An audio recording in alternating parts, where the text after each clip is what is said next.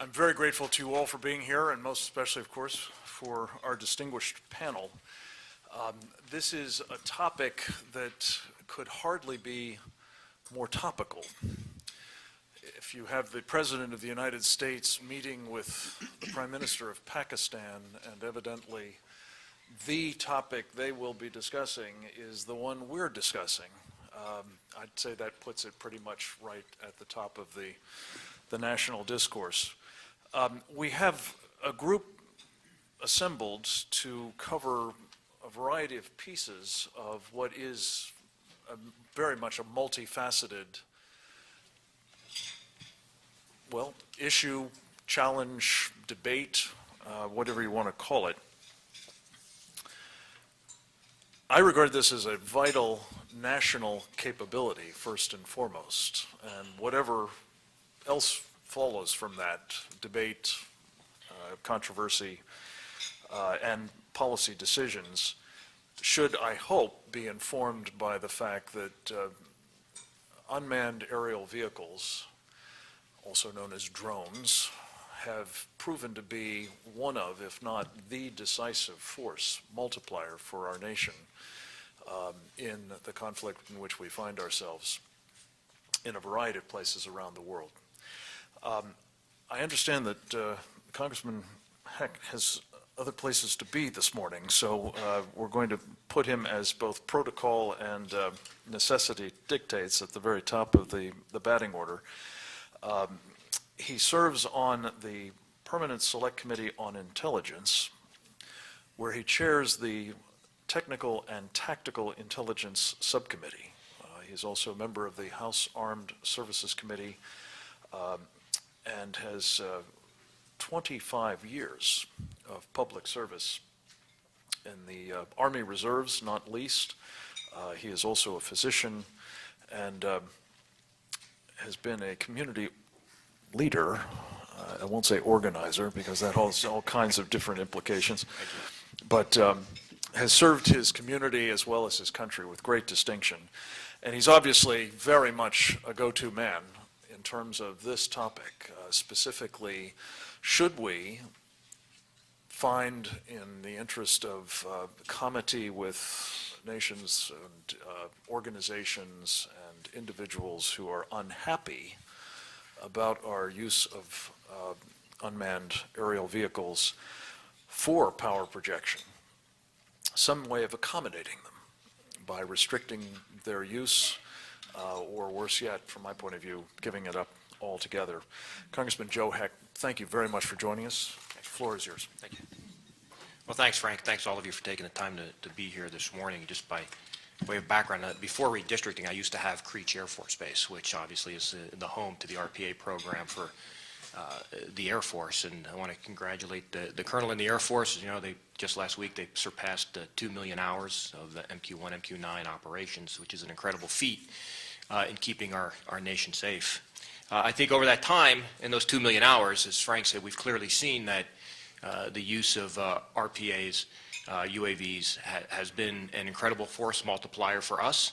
It's become a very important tool in our overall kit bag of how we can project power and execute missions. And I think for the foreseeable future, and I hope for the foreseeable future, that will remain so, and that we will actually see an increasing role for UAVs. I think that the one issue, not so Frank mentioned, I sit on the AUVSI, chairing technical and tactical, but also on the HASC, on the Intelligence, Emerging Threats, and Capabilities Subcommittee. And so from that perspective, my concern is that we have to be careful that, you know, when you're a UAV pilot, you know, you're the hammer, every problem is a nail. And so we've got to make sure that, yes, we've had great success in utilizing UAVs, but that success has come in fairly permissive environments. And so what's the evolution going to be if in the future we're operating in something, in an area where we don't necessarily have air supremacy, air superiority, and there's going to be a threat, a foe, who has better air defenses, and how are we going to be able to operate, and will UAVs, RPAs, be just as effective in those types of situations? So the first question, I think, for me, as we move forward in trying to figure out where does this tool fit in our toolbox, and how much are we going to invest in it, and how much are we going to rely on it? It means looking out to the threats of the future and whether or not we're always going to have the type of permissive environment that we're operating in now, or what steps do we need to take to make sure that we can continue to use this important asset in an area in which we're going to come across a foe that's going to be a little bit more adept at impeding our ability to use it. I think you just think about, are we going to have the ability to use something like this in North Korea if necessary, or even in Syria for that matter currently, if we decide to become more active in that theater with their ability and their assets in air defense. Certainly what we've seen on the intel side is obviously the more intelligence you give to operators and warfighters, the more intelligence they want. It's an insatiable appetite.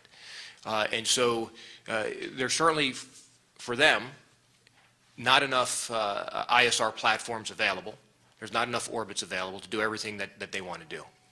And so the apportionment of the ISR platforms, and I'm going to talk specifically about ISR from my role, not necessarily the kinetics use of UAVs, but from the ISR side, how are we going to make sure that we apportion those assets and make sure that we have enough assets available for the warfighter to be able to get the information they need to be successful? Again, it comes down to, in trying to get them the information they want, what is it that the UAV can now provide as far as the sensor package is available, and where is the technology going to go, and what types of sensors are we going to look for in the future? Of course, the big thing that everybody wants is full motion video. And certainly full motion video through a UAV platform is certainly attainable and achievable. But what we would hope to see is that we'll get better resolution, we'll get longer and better dwell times. I mean, the whole issue of being able to establish patterns of life based on full motion video provided by whether it's a UAV or, I think as we go back to the A2AD environment, there's still going to be a huge need for space assets to provide that type of intelligence to our warfighters. So I think when we look at that balance, you know, we can't, as effective as UAVs have been, I don't think, with all due respect, I don't think we can, shift, the majority of our eggs into that basket because of the problems that we're going to face, and we have to make sure we maintain that balance of being able to provide a full spectrum intelligence capability, which means that while UAVs will have an important role, we've got to make sure that we continue to support and expand and modernize our national technical means as well to provide the types of information that the warfighter is looking for. I think as we see the evolution of civilian utilization of RPAs, that there'll be great opportunities for collaboration. I mean, usually things go cyclical. The military develops something, it then goes out into the civilian community, which sometimes expands its capabilities and brings about some faster R&D, and then what's adapted or developed on the civilian side will come back over into the military. And then we'll utilize what's been developed on the civilian sector. And I think it's, as we see more of RPA use or potential use on the civilian side, that will be one area in which we'll be able to gain some additional knowledge, additional perspective, and some additional technologies. The integration of systems across integration across platforms and of systems to the point of having the ability to have things like weather avoidance, aircraft sense and avoid, terrain collision avoidance, all those things as we look at trying to make UAVs actually more autonomous is going to be important. And I think a lot of that will develop through the civilian sector, certainly as hopefully soon when the FAA gets done with their pilot programs that they're supposed to be awarding. Full disclosure, Nevada is applying for one of those pilot programs, but our state has already made the commitment to go into civilian UAV development, regardless of whether or not we get the FAA pilot program. And our governor and our economic development committee is very active in recruiting UAV industries into the state of Nevada to support that effort. I think we'll see increased software algorithmic coding, again, as we look at trying to make the utilization of UAVs more autonomous, and that's going to come with some, I think, increased risk, as was I don't know how many people have already read the report that was put out, but I had a chance to look at it last evening. But one of the big issues that some of the detractors of UAV use will mention is the removal of human factors.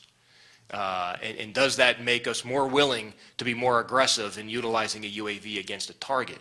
Well, I spent a lot of time talking to RPA pilots out of Creech, and I don't think the human factor is removed.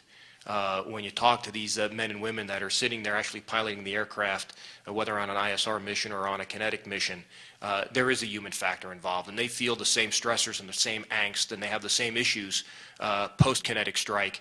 I think perhaps maybe more so than somebody who might be dropping ammunition from 30, 40,000 feet. So I think as there's this move to become more autonomous, to try to answer the issue of human factors, I think we're also going to incur increased risk. So again, I'm a big supporter of the UAV. I think it's an important asset. I think it gives us the ability to execute missions with the greatest degree of efficacy and the least amount of risk in a permissive or semi-permissive environment.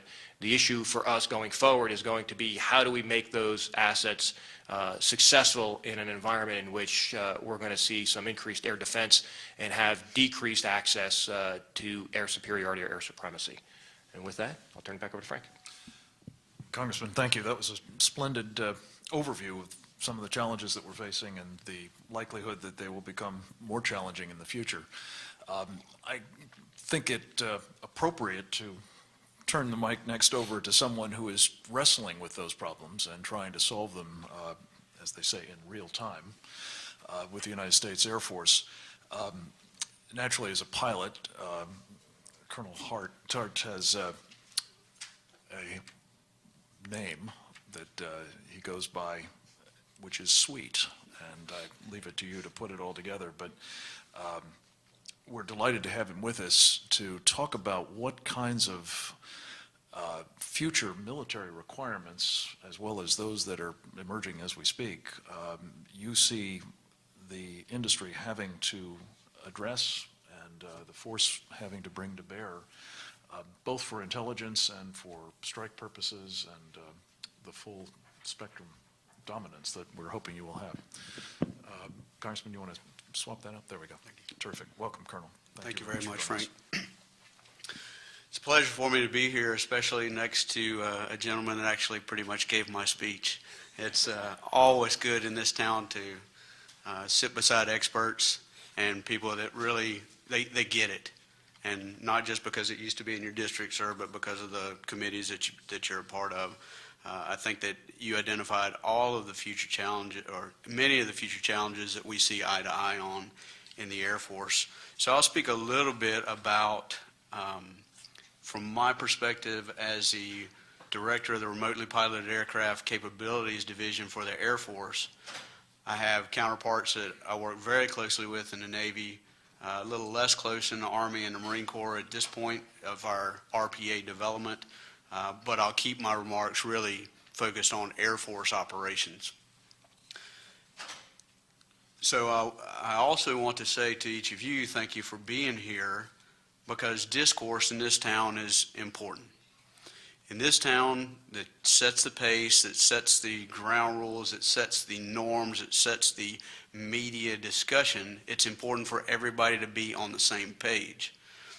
I find that once you go spend some time with media, once you go spend some time with the think tanks, once you go spend some time with Ma and Pa Kettle, they understand what the man in the loop of RPAs is, and they get off of this word and this connotation that starts with a D and ends with an E and infers that there's nobody involved in drones. So I would challenge each of you to spend some time reading Ben's paper. There also was a great's probably too strong, a report from the UN Special Rapporteur on Human Rights that released not too long ago that actually just about gets it right. So once again, a case where a little education goes a long way to dispel the mythology. And so why do I think that there is, ignorance is not the right word, but why do I think that there is a, hey, what is this new thing and what are we doing about it? Because if ignorance was the word, then we actually did that for the bomber after World War I also. Should always be looking for what it is, what technology in the past have we questioned, and then only to find out, hey, okay, that was okay, as long as we had discourse about it. So in this town, you know that the discussion of RPAs, or their term drone usage, centers around privacy and civilian deaths. Well, non-combatant deaths particularly. Does that have anything to do with a drone? If those same civilian deaths occurred with a bomb off a man-in-the-air airplane, that still would be a tragedy. So let's make sure that we're not applying double standards to the whole discussion that we're having here. The privacy issue, do we have that same discussion about police helicopters? Do we have that same discussion about the policeman on the beat who stands there? We don't have those discussions, let alone why is privacy an issue for the FAA? We have a Department of Justice to handle those kind of issues. So inevitably, we get all this all balled up together, and important for everybody is to separate out the technology, which we're talking about here, of innovative technology, into the discussion. So we talk about, well, it's the fact that you have long persistence, or things, the arguments that we've had, you can look at things for a long time. Well, I'm confused now. I think that's a great thing.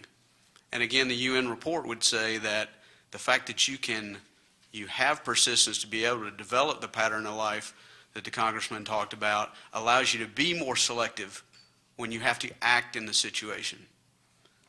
We can talk about it during the question and answer period, but I'll tell you that I could not be prouder of my airmen who will watch, and then when directed to execute based on the tactical scenario, would do everything that they can do, from I'm going to wait until this motorcycle leaves the compound, I'm going to wait until this gentleman is clear, or this militant is clear.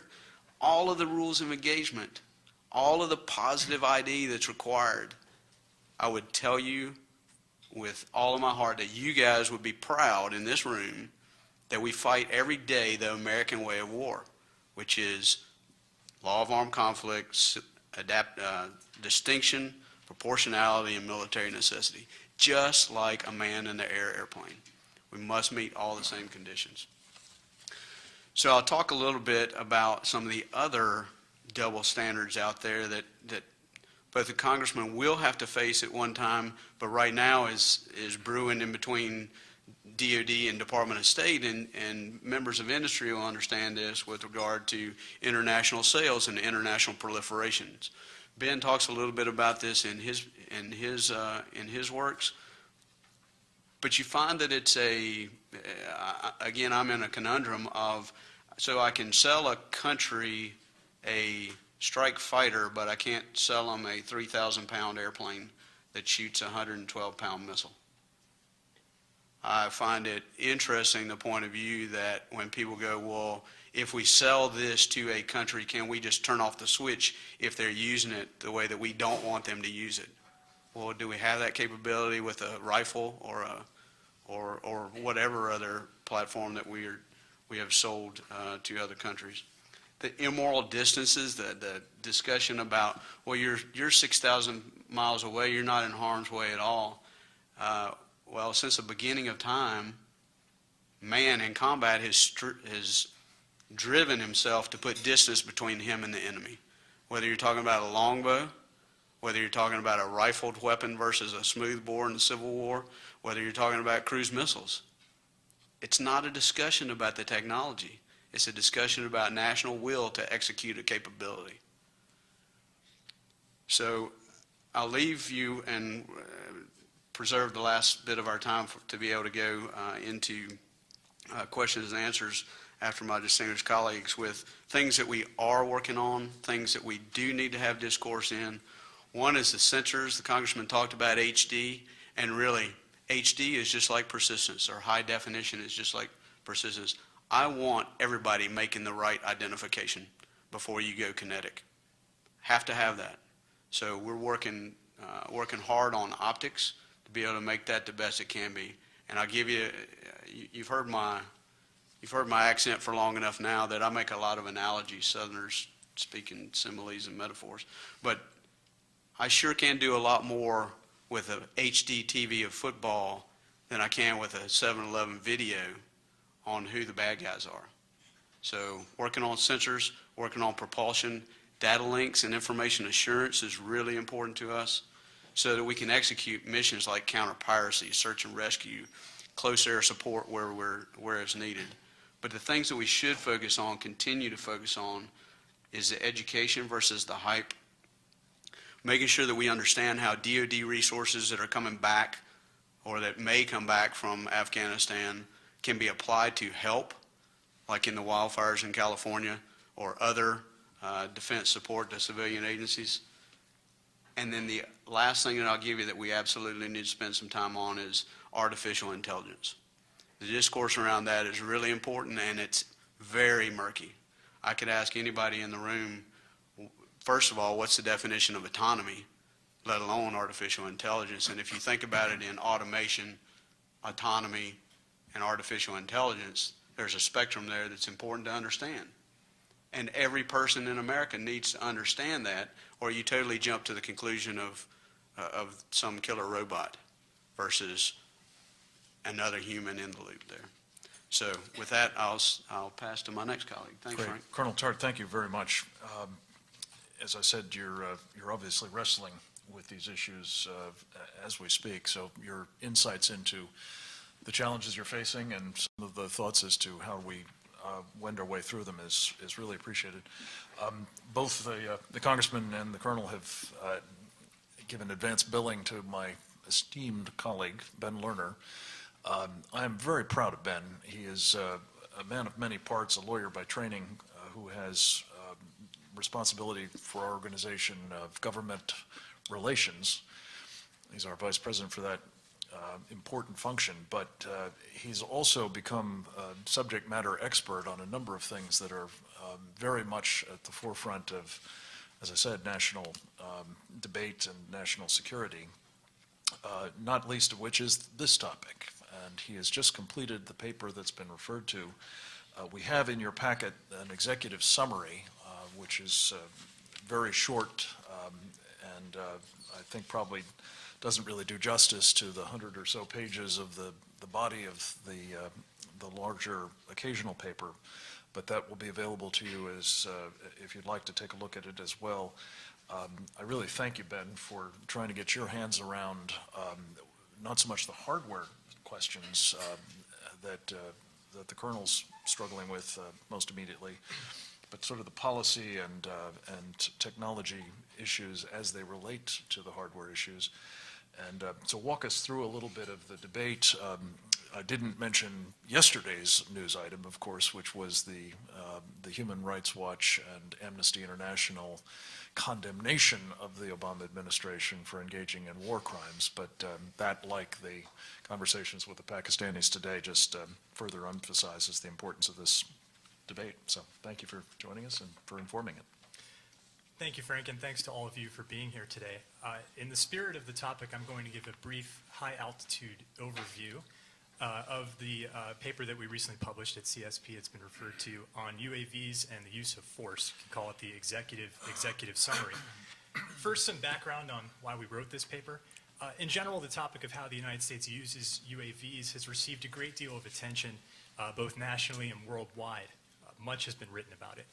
As a national security organization, we took a particular interest in how UAVs have been deployed to deliver force or provide support for the delivery of force against foreign targets overseas. We were interested not only in the debate surrounding this use of UAVs, but also in what the trends may be in this area. So we undertook to publish a paper that introduces interested policymakers and analysts to the range of opinions on, one, the legality of the UAV program, and two, the policy advisability of it.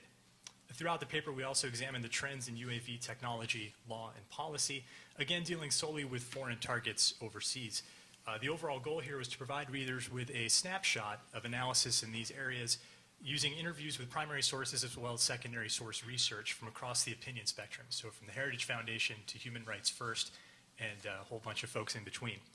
I should note that the paper did not address the use of UAVs within the United States, nor did it address the issue of the targeting of American citizens overseas. Those are rich topics to be sure, but beyond the scope of this particular study. So what did we find?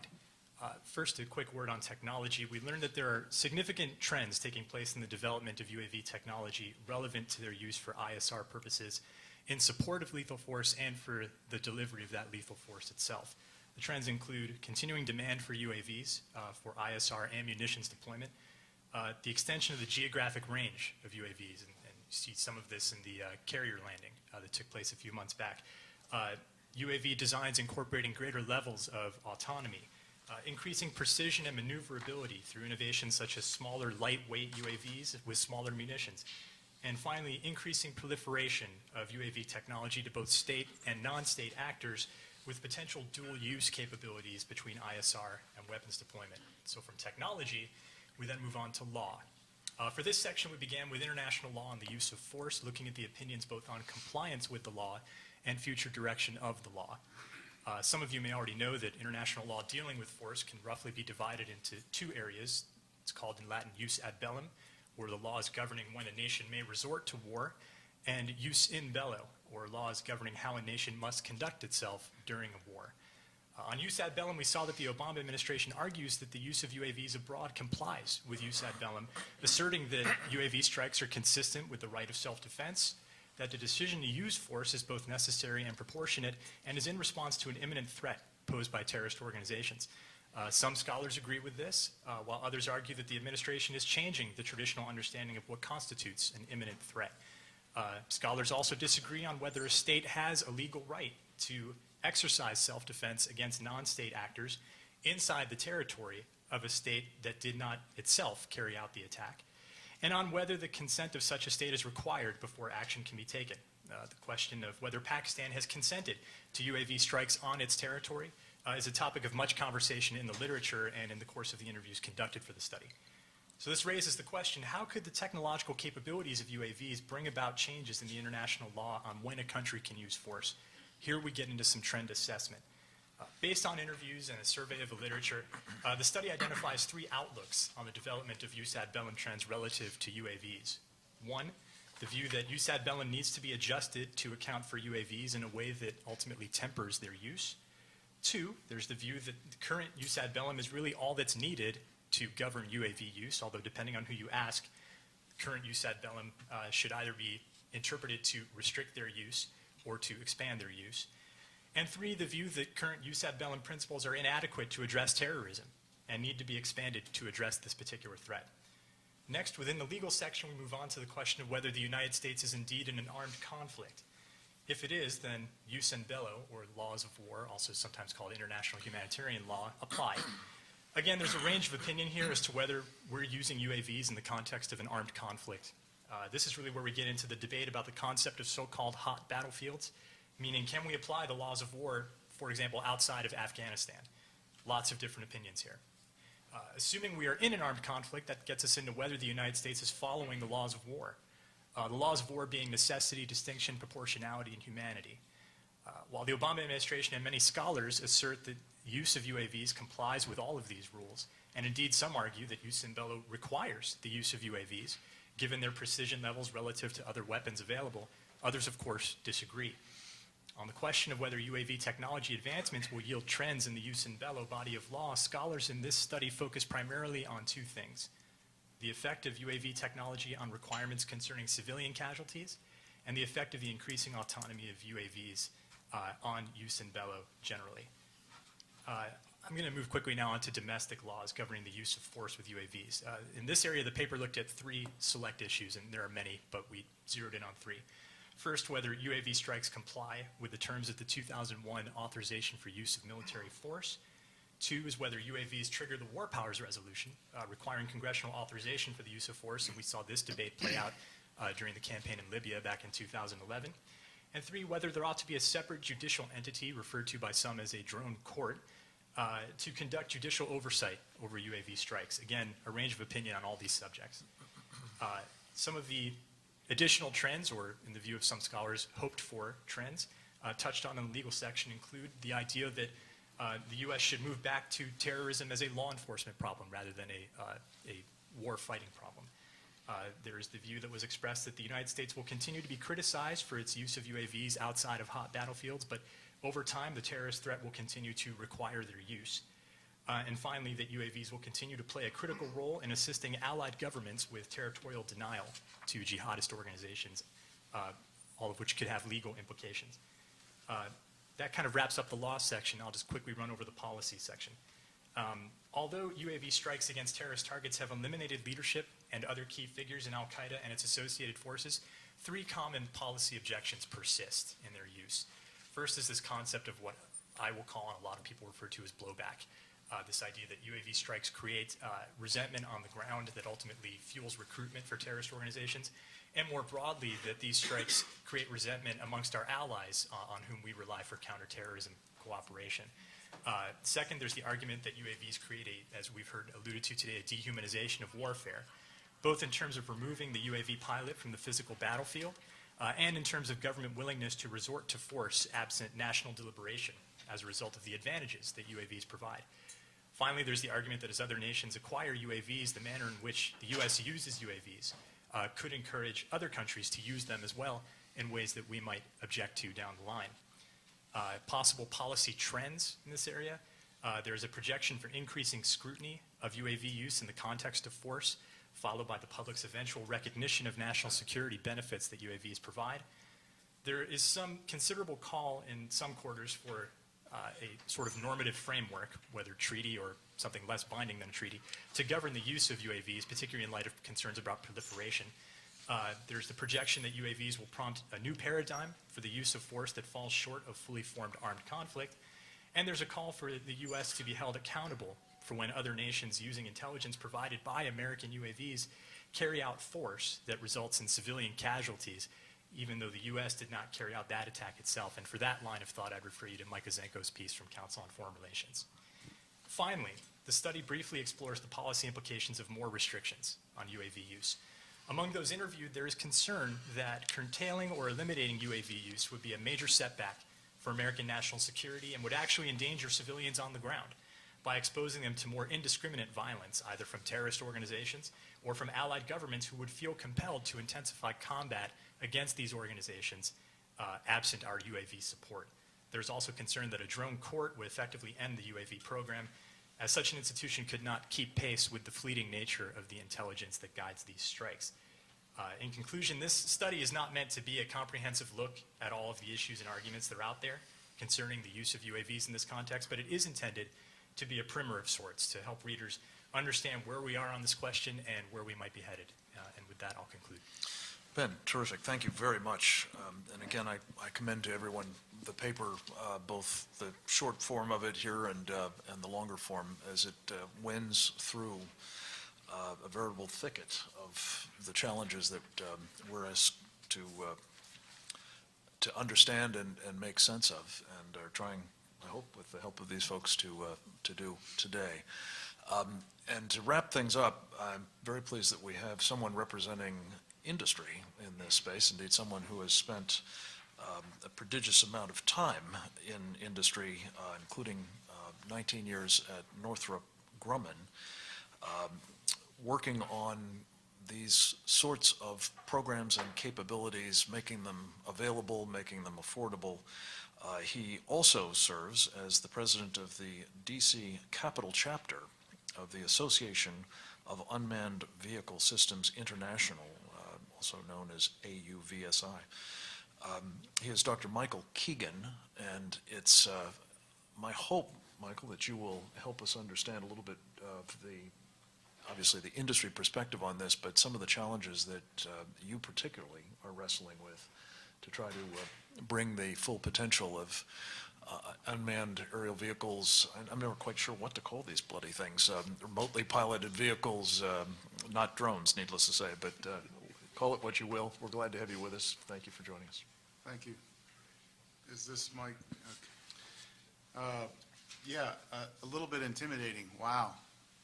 To follow such learned and esteemed folks.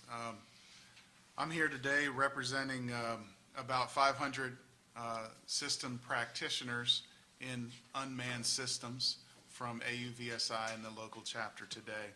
And the organization is a fairly strong, unique organization of about 7,500 members across the United States, including 600 corporate members within 60 allied nations. And you may have heard of the organization. We host large events, and here in Washington in August we had our Unmanned Systems Conference with 8,000 attendees.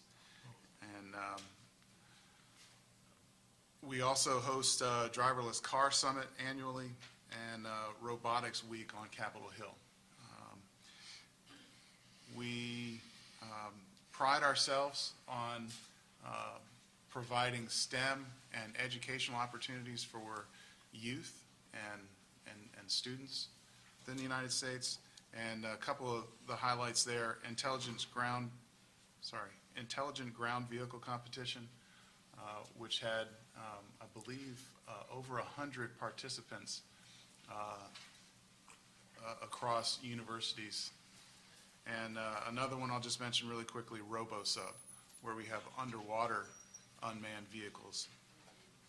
The chapter reflects our overall organization. We strive to advocate unmanned systems in our society and improve humanity through unmanned systems. We work with local, state, and federal governments to enact laws that focus the systems in the appropriate directions.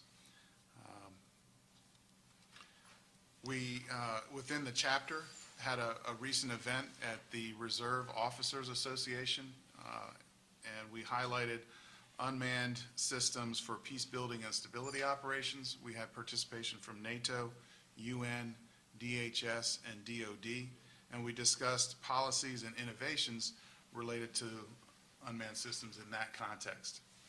Our next event for the chapter is tentatively scheduled for February 20th at George Mason University Arlington campus. We're going to look at technology of infrastructure resilience and how unmanned systems can have a positive effect on our need for critical infrastructure protection. We're focused on, in that event, some small business participation and, again, international inclusion. What this organization has allowed me to see over the past few years is the innovation within a burgeoning industry. It's a little hard to consider it a burgeoning industry when AUVSI itself has existed for more than 40 years. But it's finally coming into its own, I'll say, and it is an exciting time to be involved. We've seen in popular press, in our daily lives, increasing visibility of unmanned systems. And just to remind you a little bit, and to draw across not only unmanned aerial systems, but other types of unmanned systems, we had a very poignant capability within award-winning movie Hurt Locker, where unmanned ground systems were involved in IED dismantle or defeat. We had in the movie Titanic an ROV that went down and looked at the wreck site. Amazing, So we have these unmanned systems, remotely piloted vehicles that can do so much for our world. And then, as mentioned just earlier, a first carrier landing of an unmanned vehicle is incredible, I mean, I've never landed on a carrier, but it's scary to me.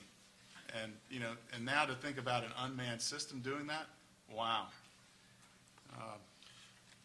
I think from my perspective, the next step for the DoD with unmanned systems is, Well, we've seen a statement of those needs in the Defense Science Report, the Defense Science Board report of July 2012. And the stated needs are to go beyond existing systems, which are primarily RPA, and develop autonomous technology to utilize these systems much more within our warfighting. We've seen recently that DARPA has issued an RFI related to the advancement of autonomous and collaborative operations, so that not only can unmanned systems operate alone and continue without commanding, but they can also operate with each other. And I think that's going to be a critical advancement, and it's been stated by DARPA, for example. I just want to stress that there's a huge payoff by continuing the investment, by looking at technologies in the various domains, whether it's unmanned ground, unmanned water, unmanned underwater, and leveraging those in our own lives, that there's a peace dividend here. And I think that, for example, in precision agriculture, we could have a lower cost, higher accuracy of farming, reduce the amount of chemicals that are required to farm. I mentioned infrastructure monitoring earlier. The driverless vehicles. In late September, Wall Street Journal published a 2-page article about the driverless car ahead. And it's just fascinating to think about, that my son, who's 11 years old, will probably learn to drive a car, but he may not drive a car his whole life. And it will be the unmanned systems and the autonomy and the development within the defense of our nation that will lead to those future technologies and capabilities. And it's very exciting. Another one I'll mention very briefly, public safety for the first responders, policemen, and firemen of our nation to be able to take advantage of systems that are developed. I was asked about this actually yesterday, and someone said, well, what would you do? And I said, well, if there was a fire and I got there and someone told me that they thought someone was inside the building, I could rush in, possibly doing harm to myself, trying to find someone, or I could take a throwbot and throw it through a window, drive it around and try and find the person and confirm that there is someone in there. And that can be done very quickly. Throw 2, throw 3. These are pretty inexpensive systems, and we can pinpoint the exact location and save our firefighters. With that, I appreciate the time. Thank you. Dr. Keegan, thank you very much. Congressman, I know you've got to scoot. Are you able to take any questions, or do you have to run right now? Good. May I just ask one then quickly of you, and then we'll let you get out of here. The brief that you've heard here today, including, I think, very helpfully, the expansion of the kind of universe of applications of this technology beyond UAVs and for that matter, beyond the military, raises, it seems to me, the importance of preserving to the maximum degree possible our flexibility to take advantage of these sorts of technologies. You're in the midst of the congressional thrash on what to do about these, particularly the unpiloted vehicles, the drones. How do you see that debate shaping up at the moment? Do you sense beyond what Ben artfully dodged, the domestic use of drones, do you see this turning in a direction that might ultimately wind up with congressional support for restrictions on this technology, as we're hearing from some quarters elsewhere? Well, I think the civilian application of the use of an RPA, let's say domestically, certainly has to be done within the Fourth Amendment confines. And so, a lot of the questions that have been brought up is we're going to say, okay, so an RPA is being utilized, let's say, to check out a wildfire, okay, get the confines of a wildfire for the firefighting agency. And while it's up there doing that mission, it comes across a marijuana grow field.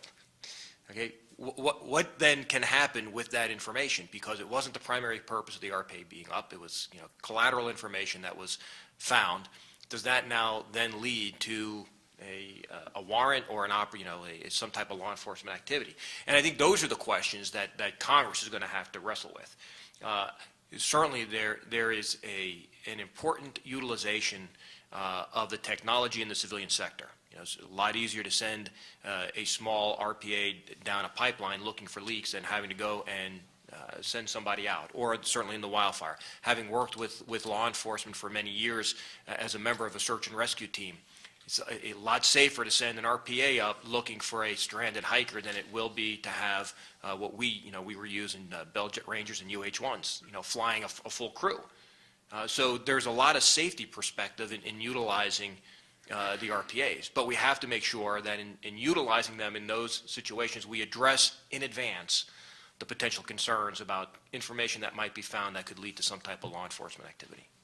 And restrictions in terms of use abroad?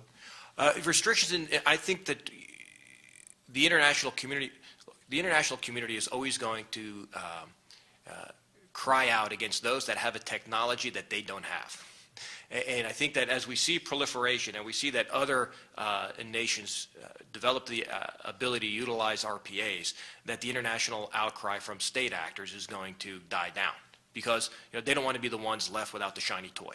And so once that happens, the international outcry will start to die down. The utilization of the devices, that the RPAs that we currently, in the missions that we currently use them in, I think that the policies that the United States has put forward address the concerns and the issues necessary to make sure that that RPAs, UAVs remain the important asset that they currently are in our toolbox. Well, I hope you're right about that latter point. My own experience with the so-called international community is that they're only too happy to have arrangements that restrict our use of this technology while allowing theirs to continue. Congressman, thank you very much for joining us tonight, for your great work.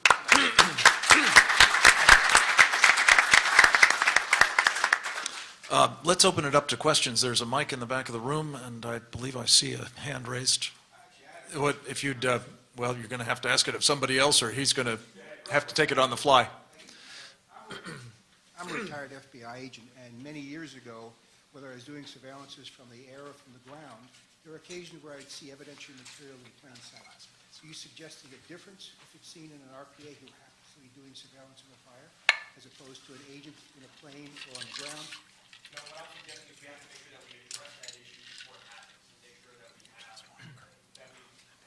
address the concerns that those that are thinking they're not working, that if a RPA becomes commonplace in the civilian environment, that they're going to be put up and utilized for what would be considered a legal purpose, to surreptitiously look for other things that they're going to go off and try to investigate. So I think it's just part of the discussion that has to be had before RPAs become used in a widespread manner in civilian law enforcement, civilian public safety. Thank you, sir.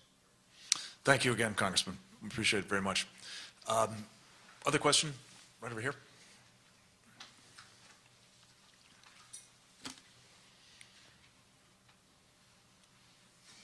If you would be so kind as to introduce yourself before you speak. Will do, sir. Thank you. Is it on? Seems to be. Good. I'm Marshall Hanson with the Reserve Officers Association, and I want to commend Ben for covering a lot of the policy concerns in the paper. So shifting away from that, I would like to address another risk. We've read where we've had 5 crashes of RPAs in Somalia. We also have had downings in the Middle East and Afghanistan. And this brings up the concern and risk of proliferation and resale of U.S. technology. And I was hoping the panel might be able to discuss the fact that Iran has revealed an RPA that seems very similar to our designs. China has revealed an RPA that again seems very similar. What type of protections, or what are we going to accept a risk as this technology expands? Could I just add that in addition to some of these seemingly uncanny resemblances to our own aircraft that might have arisen from the capture of technology, there's also the problem of the theft of technology, and perhaps if you all could address that as well. Colonel, would you like to take that first? So I get that one all the time. It's really, that's really a prolific question from at each of the venues that I have an opportunity to speak about. And obviously, so let's tackle these a couple of different ways. First of all, let's talk about the crashes and the downings and things like that. That's not really the essence of your question, but it's important to address because we're going to be a part of the national airspace system. And so we can't have people thinking that, okay, well, these airplanes are unsafe. And at the end of the day, as with any air vehicle at this stage in its life, the MQ-1s, Predators, and MQ-9 Reapers are generally on the same safety loss rate as F-16s, which fly around the national airspace system all the time. So I would leave you with, don't propagate the concept that these are inherently unsafe vehicles. The majority of our issues with the vehicles come with adverse weather and the fact that you have a snowmobile engine pushing an airplane at altitudes is something that I don't think that any scientist or engineers really spent near as much time as he or she ever thought they would be on that. As with regard to proliferation, I think that we'll take the easiest ones first. The theft, I think that that's important across our entire DoD infrastructure in the industrial base. Whether you're coming in at the lowest possible computer system or you're taking on the big DoD defense industry computer firewalls, et cetera, a determined adversary will find a way to get through. With regard, so information assurance of all the plans and the technologies, regardless of whether they're remotely piloted aircraft or whether they're an F-35 or whether they're the Zumwalt class destroyer, that's absolutely something that we have to watch. With regard to the downing and people stealing technology and proliferating that way, obviously copying is the biggest form of flattery. I would come back to your, I'm not going to talk about the Iranians in terms of what they have or don't have, but I would tell you just in thinking through this. So let me get this scenario right. I have a country that, takes me about a year to build a pilot and about 3 or 4 months to teach him how to fly and land an RPA. And now you have a country that has a picture of an RPA and they've landed it and there's no damage to it. That's a great training program, and I must be wasting a lot of time on my pilots if that's really what people believe. So I would challenge everybody to think through what your assumptions are on that, that somebody took something and stole it and now they have it kind of thing.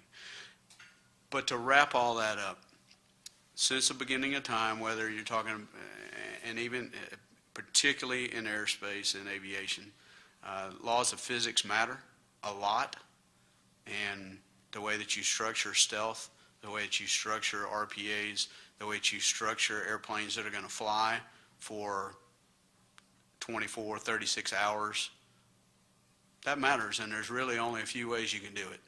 So if the designs start looking like yours, that's probably a really good indicator that we've reached the physical boundary of how that's going to happen. The things that really are concerning that people do need to think about are data links and things that are coming off of RPAs, making sure that link assurance through miniaturized encryption, et cetera, and other techniques, that's where, as I stated earlier, are things that the DoD continues to invest heavily in. I don't see anything coming from the adversary along those lines right now. Long-winded answer I think we're okay for now. I'm sorry, just to clarify, you don't see anything coming from the adversary that's successfully breaking into data links? Well, that one without a Encryption. doubt. That without a doubt. Good, that's heartening. Gentlemen, do you would like to add anything on this? I guess the only thing I would add to what the Colonel said is that, there's also the concern of proliferation amongst non-state actors of this technology. I believe the Israelis have been having to deal with this for some time now. I mean, if the Iranians are getting their hands on this technology, then so too is Hezbollah. Can be guaranteed of that, and the Israelis have already had to deal with Hezbollah use, or I guess it was attempted use of UAVs. And my recollection from the research is that the Israelis also had to do a raid into Gaza, I think it was last year, where they hit what was thought to be a production lines of UAVs, rudimentary of course, but production lines from Hamas and groups like Palestinian Islamic Jihad. So there are security implications not only of the Chinese and the Iranians getting their hands on these, but also possibly the non-state actors. Michael, how serious a concern are these issues for you in the industry? These are understood needs. We hear this, and the technology that's being designed today is designed to meet these needs. We had P3 that went down on Hainan Island, an ISR platform, and before that, we had the USS Pueblo that was captured by the North Koreans. So we understand that our ISR systems need to have capability to encrypt and zeroize very quickly to preserve, the delicate capabilities that exist on those platforms. Good, thank you. Any other questions? Yes, ma'am. Question, Mike, stand by. No, don't bellow. It's unladylike. I have a question for Ben. You had talked about some people arguing that you need state approval. And I'm wondering, what do you do in a case like Pakistan, where it seems that the higher up in the Taliban the person is caught, the louder the public outcry, and the Ministry of Foreign Affairs comes out and says this is a dangerous precedent, this shouldn't be happening. And there's a troubling ambiguity in the relationship between the state and the Islamist militancy. Yeah, well, I take your point that Pakistan's consent here is, it is a bit ambiguous, and there people I've talked to said that the Pakistanis will very loudly decry these UAV strikes, and then privately say, we look forward to giving you the next intelligence that you can then use to carry out a strike. Having said that, a lot of folks who I spoke with, and I tend to agree with this view, felt that in a legal sense, Pakistan's consent here, while nice to have politically, is not necessary to go into Pakistani territory when it's been demonstrated that the Pakistani government is either unwilling or unable to address the issue of non-state actors like Al-Qaeda and the Taliban operating from within Pakistani territory, from carrying out attacks or planning attacks from within Pakistan. So consent Pakistan is ambiguous to be sure, but it may also not be relevant when we're talking about legitimate exercise of self-defense. Any other questions from the audience? Yes, sir. Again, if you'd identify yourself, please. Sure. I'm Paul Grugan from the Air Force Sergeants Association. When I hear some of the things that we're talking about, it sort of inspires a thought of Billy Mitchell as far as a crossroads where we are with a unique capability of air power. But I'm also holding in my hand here something that was a quote from General Quast regarding the upcoming QDR. And he mentions in it that let me just read it so I don't misparaphrase it. A perfect example is drones. We fall in love with drones. We think this is great. We don't have to have people in there, but the fact that it costs more money to put up a cap than it does to have a squadron of F-16s, it costs more people to man a cap than it does to man a full squadron. The data link is vulnerable. The machine is vulnerable. The command and control is vulnerable. So we have built up into one thing. You don't want to build it to any military approach, and that is vulnerability. We're forced to do it because we are rushing this to the fight, and we're told exactly what we would do to provide it. And we would not design the art of warfare into this architecture. So now we're stuck with a system that is too expensive to sustain and modernize. It doesn't mean we don't have the drones. There's a place for them. But we've fallen in love with the idea that does not make common sense from a warfighting approach at a price we can afford. So with that as my caveat, I guess the question is, with budget fights and funding, with defense funding, and then also you start talking about end strengths with manpower, could the panel perhaps address some of those concerns that on the outside looking in, we're all kind of wondering how we're going to manage this. R&D always seems to suffer when it comes to budget crunches, so perhaps you guys could address that. Well, Colonel, if I could just ask you to speak to what the general has said on this subject. First of all, by walking us through what I think struck me most about that comment, namely the relative costs of maintaining a cap with unmanned vehicles versus manned vehicles. Sure. So it's really only a matter of time before I saw that conflict coming in, and I got sent that probably 3 days ago, and really my initial response is, I finally got the UN rapporteur to use the term remotely piloted aircraft, and what does my own general call the air vehicle system? So I thank you for your question on that. Now, so how to do this without just calling it flat out what it is. The fact of the matter is that there's no apples to apples comparison in what the general discussed. If he wants to compare one cap or combat air patrol of ISR of MQ-1 Predators that cost $4 million apiece and operate at about $3,000 a flying hour to a squadron or a cap of ISR provided by F-16s at about $30,000, $23,000 a flying hour, plus a $47 million airplane, plus a pilot that went through undergraduate pilot training at $1 million for a year versus a pilot, a center operator, and a mission intelligence coordinator. That pilot costs you about $200,000, $300,000. I don't see how that comparison is made. And the reason I don't see that comparison made is because F-16s are not meant to do ISR.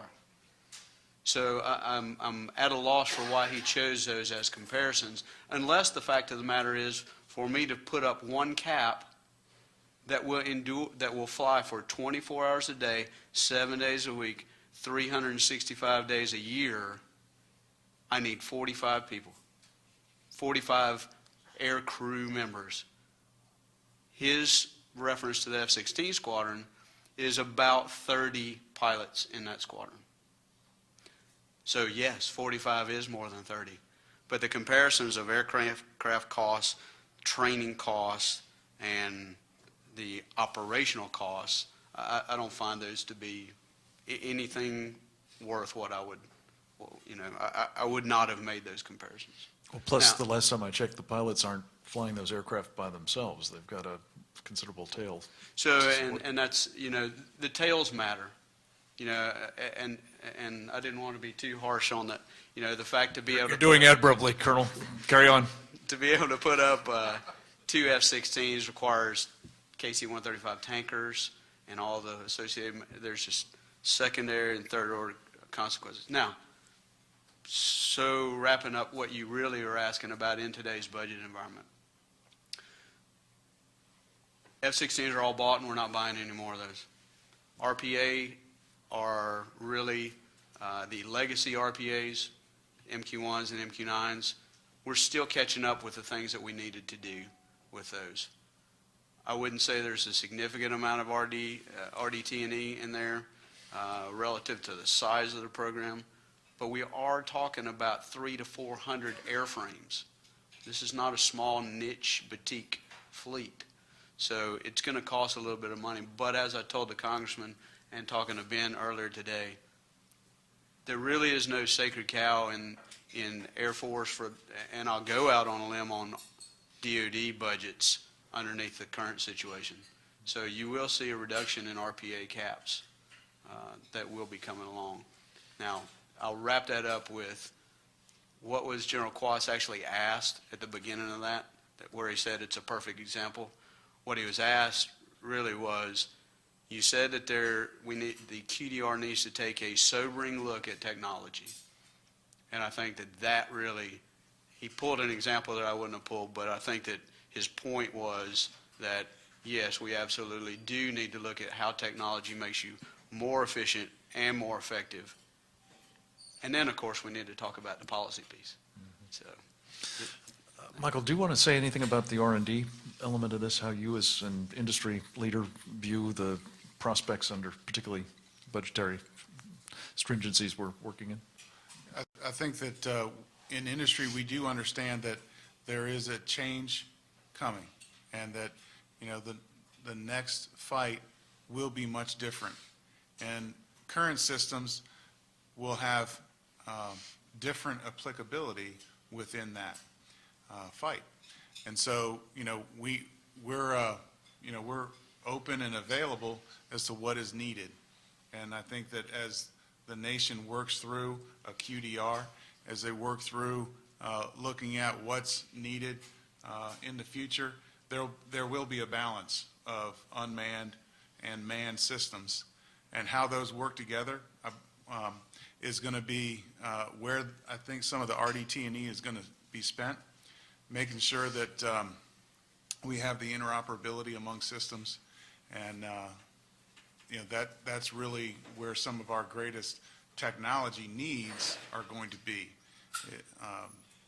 Data interfaces between manned systems and unmanned, ensuring that you know, the information that is provided by the unmanned system is available to the pilot who may be, you know, guiding in some different ways, and participating in that battle space with unmanned systems in ways that is different, right, than what we do today.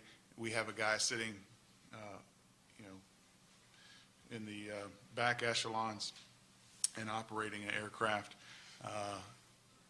So it'll be exciting to see how that all unfolds, and you know, where that balance of cost lands as we work through it. Any other questions from the audience? I got a couple of my own, which I'm happily tender if nobody else does.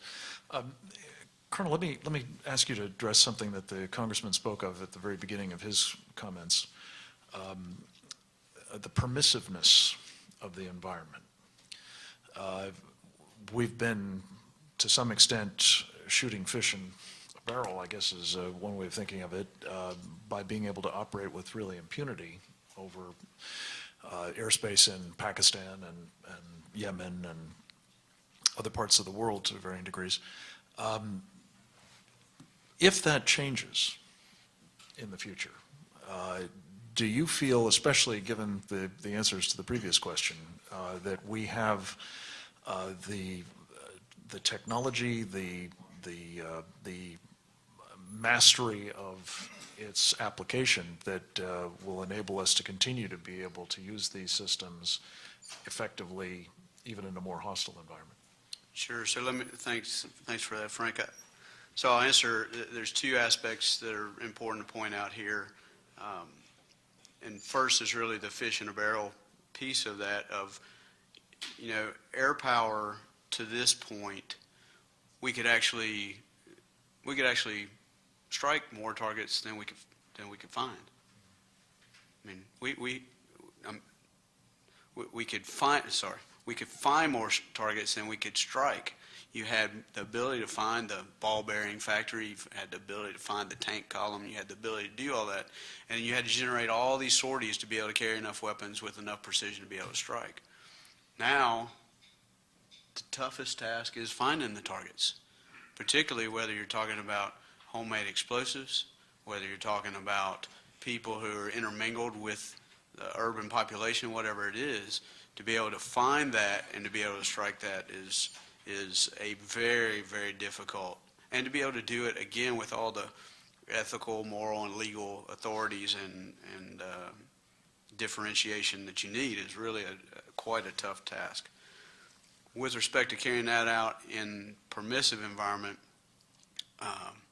we have done more than a great job at our Air Force Weapons School with regard to integrating with man in the air airplanes, force packaging against simulated threats and enemy replication there. So I think that we understand what is going to happen to some of our airplanes should you face a near peer or a peer, but when you're packaged with other airplanes. But I would tell you, we flew against Libya, and that really was not that did not seem to be very difficult for us. We fly against enemy replication at weapons school, and we do a fine job there. But I'll tell you, our Air Force, your Air Force, needs to spend some time doing the testing to see what exactly permissive and non-permissive, what the effects are going to have there. Particularly, I'm talking about everybody automatically jumps to well, manned in the air airplanes, they have electronic warfare and self-defense systems. Well, the beauty of the RPA is that it's a fairly cheap airplane that you reduce the risk for national decision makers and combatant commanders. I do not need to make a $40 million RPA by strapping something onto the aircraft that we already have. But I do need to do some testing to say how does the example earlier, the North Koreans, how do the Syrians, how do these other countries' defenses stack up against RPAs. Now, it's important for everybody to understand what is permissive, what is contested, and what are your options there. I mean, so you can, for intel, surveillance, and reconnaissance, or for strike, if you go up against an enemy that is a contested or a non-permissive environment, you can do one of two things. You can either stand really far away so he can't touch you, and you can still accomplish your mission either by ISR or by weapons, or you can penetrate. And in that case, you need to have some ways to evade their detection and, of course, their end game with missiles or airplanes or whatever it is. I would tell you that your Air Force actually is invested in both of those, and that's where I went into the discussion about optics. If I can see what I need to see from 200 miles away, then I don't need to penetrate. If I need to penetrate, then I'll explore the stealth route. But I would tell you that people start thinking about stealth, people start thinking about all these exquisite capabilities, and then things like cost go up rapidly, which means that your numbers go down rapidly, and your ability to affect things on the battlefield changes dramatically.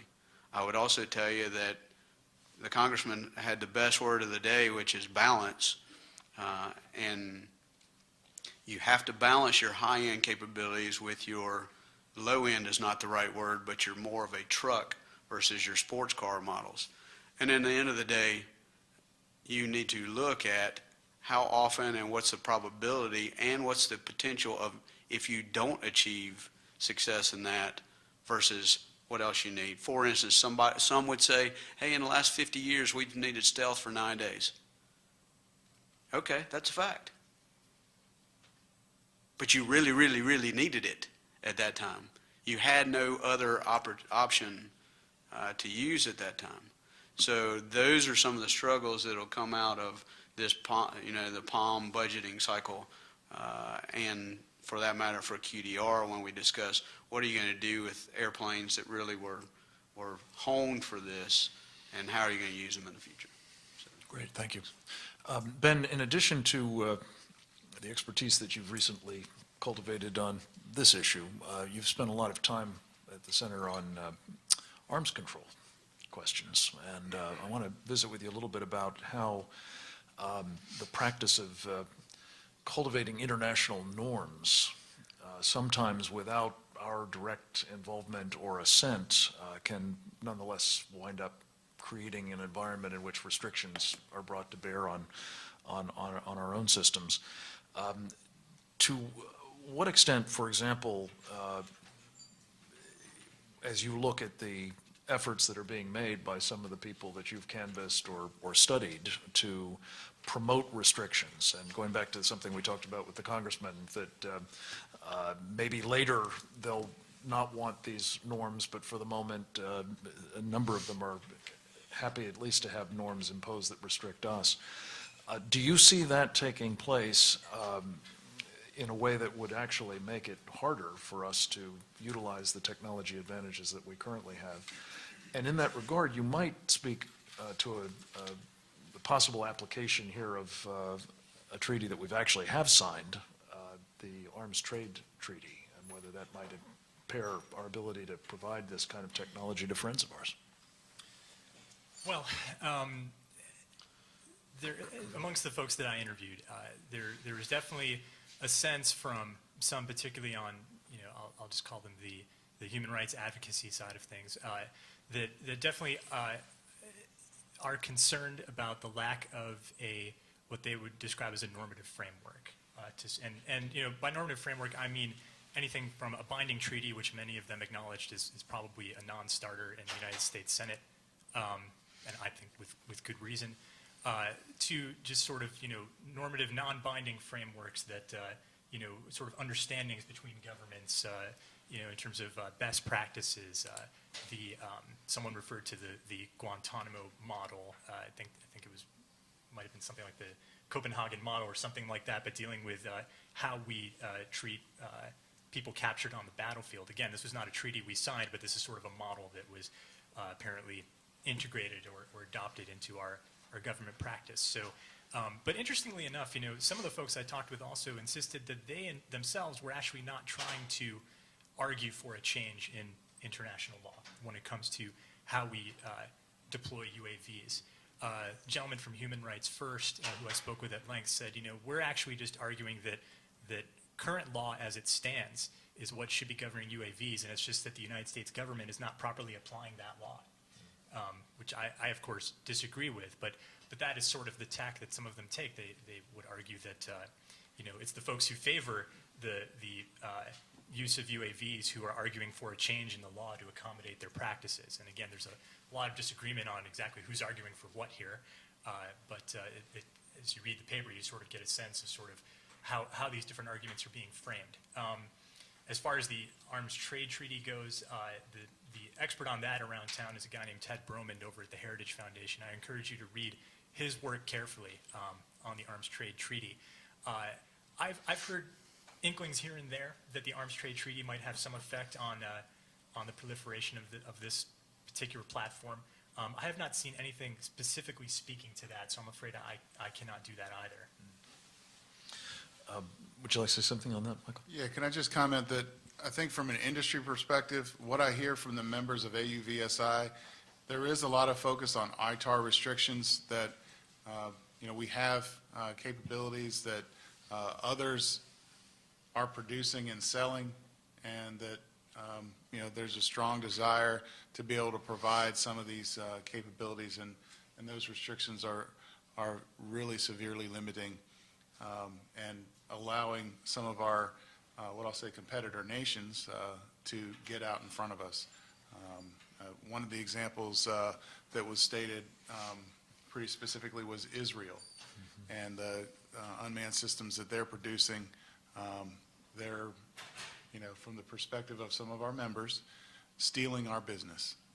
And so if we can see some policy changes related to ITAR, and, this is a little beyond MAC, beyond my knowledge, but how those get enacted and whether they're international agreements or whether they're just State Department and Commerce Department and making rules, we need that for our industry. Well, I strongly second Ben's recommendation to take a look at Ted Bromond's work on this, but I think it's fair to say, and I wouldn't speak for him, but I've certainly been listening to him closely. I think he's very concerned that if you're worried about ITAR, you ain't seen nothing yet. That the Arms Trade Treaty provides opponents of the dissemination of this kind of technology to America's friends and allies a new stick with which to beat us. So stay tuned on that front.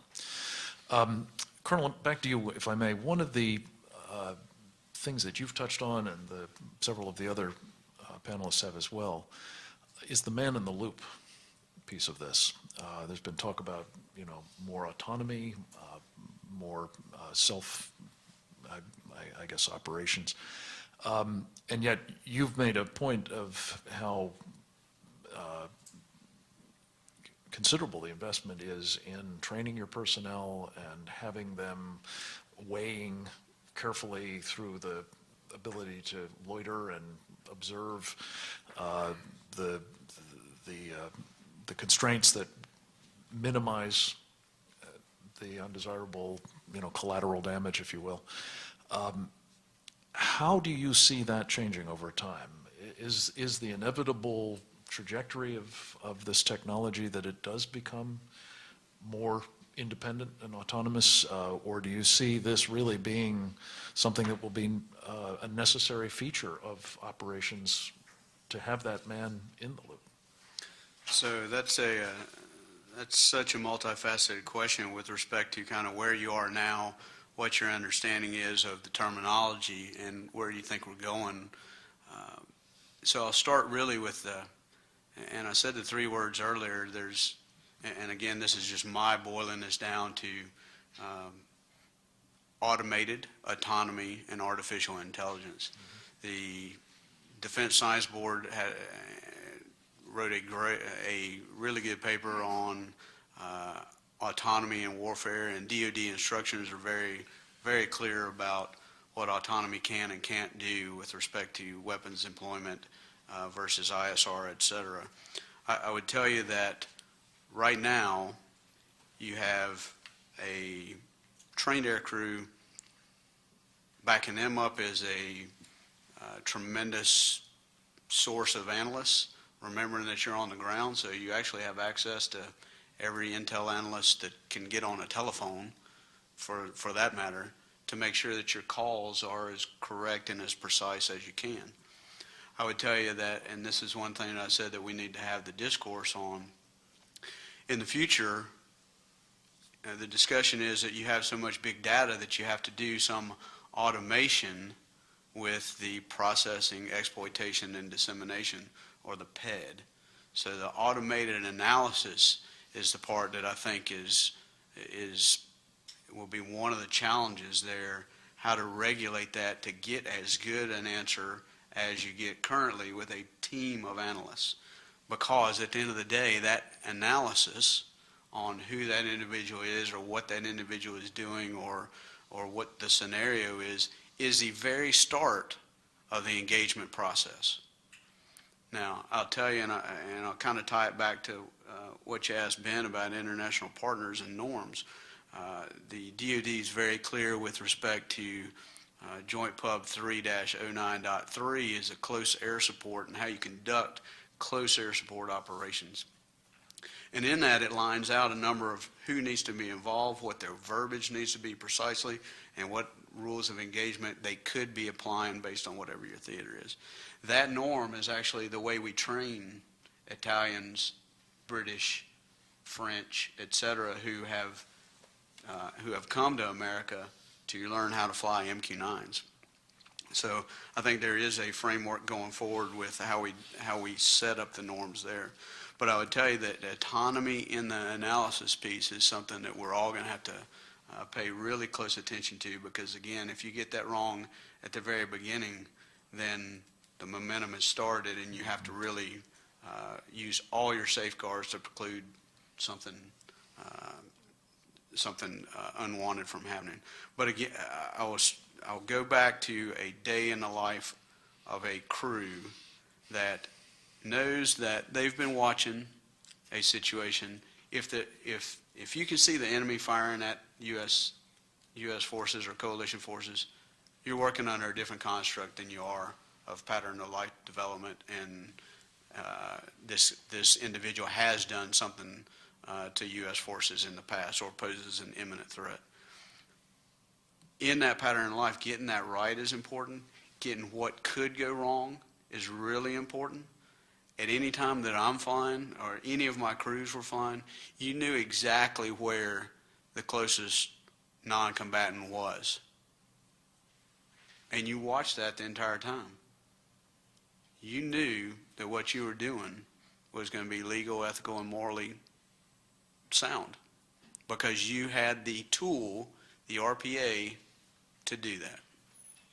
And so I would tell you again that we keep talking about this with respect to casualties and unwanted events, et cetera, and we tie that to drones or we tie that to RPAs, when really that whole discussion is just like it is in a manned-in-the-air airplane. And it should be. It's been proven to work for us for all this time. And I'll take one more second to go back to the blowback piece that Ben was talking about with with the radicalizing people that, that are on the wrong end of a RPA strike. Well, does that matter if that individual saw his mom or dad or whoever killed by a sniper or killed by a B-52 or killed by a cruise missile? That won't matter to that individual. That individual only knows that somebody that was important to him is gone. So I totally discount that argument from around the town. And I guess it goes without saying that the likelihood that they'll be killed by an RPA is considerably less than a B-52, needless to say. Can I just ask you one last question in closing, Colonel? You described a manpower pool of like 40 people to support a cap. How many of those would be lawyers? Zero? There's the legal aspect of this actually comes to play, and I think that the congressman said it exactly right, is the legal aspect of any of these operations need to start before it ever happens. Before you ever go and conduct operations in Libya, no matter how fast an operation develops, the legal aspect of who can be on the receiving end, what your criteria are for how you identify people and how you conduct attacks, that's where all the legal aspects absolutely need to be tackled. So it is, that piece needs to be infinitely clear to the crews that are going to go execute that. So it's not end game centric? That's correct. Got it.